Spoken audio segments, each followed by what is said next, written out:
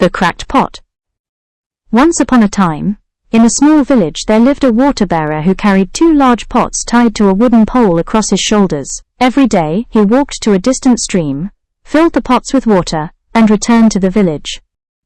One of the pots was perfect, while the other had a crack in it. By the time they reached the village, the cracked pot had lost half its water. This went on every day for 2 full years. The perfect pot felt proud of its flawless performance, but the cracked pot felt ashamed and guilty.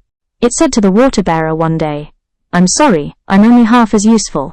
Because of my flaw you work harder but get less water." The water-bearer gently smiled and replied, "Look at the path we walk on every day. Have you noticed the flowers growing only on your side of the path?"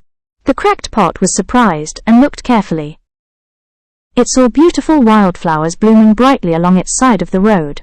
The water-bearer said, "I knew about your crack, so I planted flower seeds on your side. And every day, you watered them as we walked. Because of you I've been able to pick fresh flowers for the temple. You thought you were broken, but you've been creating beauty all along." Moral of the story: we all have flaws, but even our imperfections can bring beauty and purpose to the world. The stranger who paid my bill. It was a cold, rainy evening. I sat alone at a small cafe, sipping a coffee I probably couldn't afford. My day had been exhausting, an interview that went nowhere, rent due in 3 days, and barely any money left in my account. I watched people outside, rushing home under umbrellas. Inside, the warmth of coffee and quiet chatter made the world feel kinder, but not kind enough to change my reality. Just then, the waitress came to me with a small smile and said, "Your bill has been taken care of." I was confused. What? By who? She pointed to a corner table. An older man sat there, reading a book. Neatly dressed, calm, he looked up, caught my eye, and simply nodded. I walked over, unsure of what to say. "Excuse me, sir, did you pay for my coffee?" He nodded again and smiled. "You looked like you needed a small kindness today." I was stunned. Why would you do that for a stranger? He closed his book and said something I've never forgotten. "Years ago, I was in your place.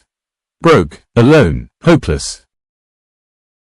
A stranger helped me, bought me dinner, gave me a coat, no questions asked. He said, one day, pass it on. So I do." He looked me in the eye. "I don't need to know your story. Just promise me, when you can, pass it on. That's all."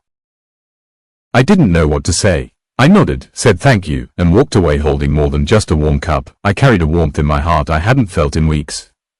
Years passed. I got a job, then a better one. Life changed, and one day, I found myself sitting at a cafe when I saw a young woman across the room.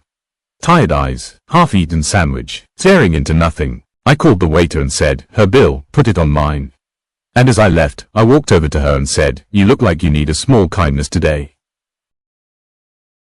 Someone once did this for me, and they asked me to do the same. I walked out without waiting for thanks. And I swear, as I walked into the night, I could almost hear that old man's voice, "Pass it on."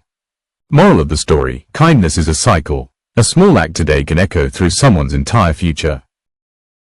The Forgotten Letter. Emily was cleaning out her grandmother's attic when she found an old, dusty box tied with a faded ribbon. Inside were yellowed papers, black and white photos, and a sealed envelope, addressed to "My future granddaughter."